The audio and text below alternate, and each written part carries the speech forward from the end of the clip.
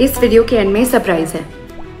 শাকিব এত কিউট, শাকিবকে দেখে আমি বুঝতেই পারিনি সে বাংলাদেশি। ভেবেছিলাম শাকিব তামিলের কোনো আপকামিং সুপারস্টার।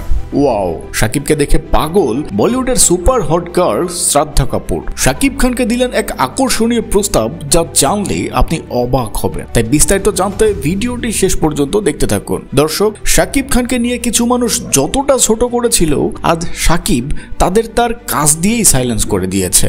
শাকিব খানের জনপ্রিয়তা সম্পর্কে আপনাদের ধারণাই নেই। শাকিব খান এখন এশিয়া কান্ট্রিগুলোর মধ্যে নাম্বার 1, তাই তার সাথে কাজ করতে চাইলেন বলিউডের মোস্ট সেক্সি কুইন শ্রদ্ধা কাপুর।